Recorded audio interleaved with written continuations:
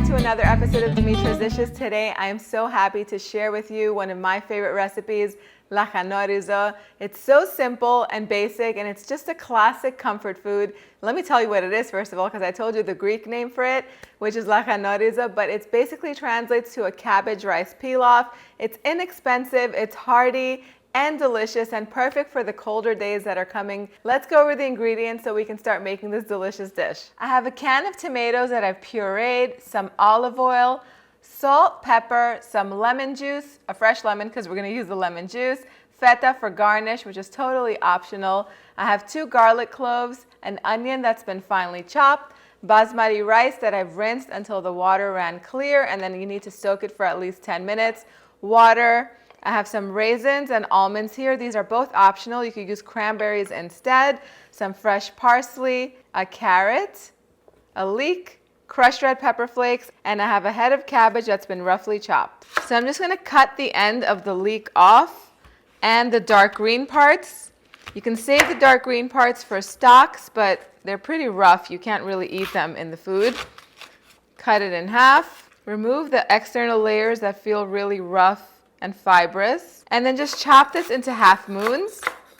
Put it in a bowl of cold water and just swish the leaves all around so that way all of the dirt can just sink down to the bottom.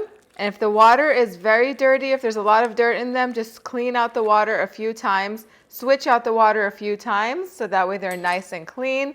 Lift the leeks out and drain the water from them. I have a pot heating over medium heat. I'm going to add my chopped onions, the leeks. The leeks add really nice mild oniony flavor. They're almost like a scallion. And then olive oil. I'm going to season with a little bit of salt and let them cook down for about 8 minutes or until they're nice and soft and golden. While the onions are cooking, I'm going to grate the garlic cloves. Set them aside. I'm also going to chop up the carrot and chop it into little half moons. It's going to add brilliant color to the dish and a little bit of sweetness. Little circles for the skinnier part. Then since I am going to use the raisins, I'm just going to soak them in some hot water while the whole dish comes together so that way they can plump up. Once everything is nice and soft, go ahead and add the garlic and just mix it in and warm everything through. Just mix it in and warm through about 20 or 30 seconds. Then you can add the carrots and all of the cabbage. It looks like a lot, but it's going to wilt down just the way spinach does. We're going to season with some black pepper and a little bit of salt. I'm also going to add the tomatoes, the pureed tomatoes at this point.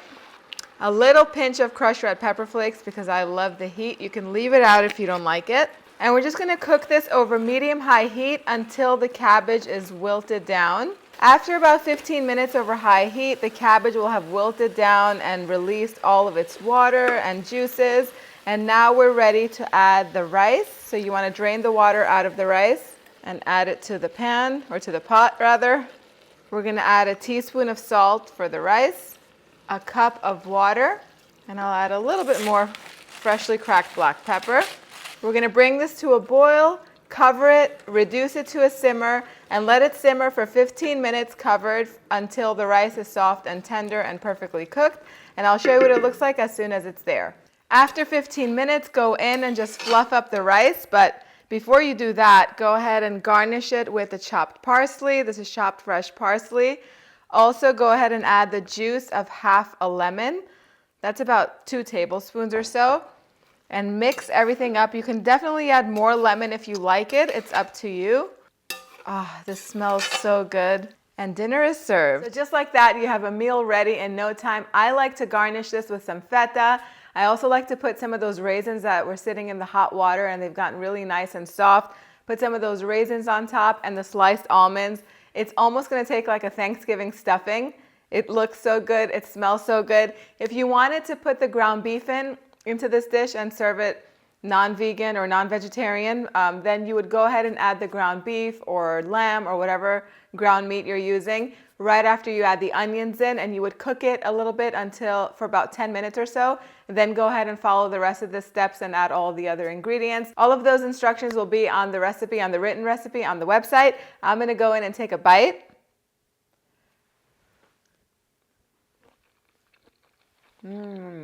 That whole combination is amazing. You really do not need meat in this, but if you do want to put it in, it'll almost be like a deconstructed cabbage roll.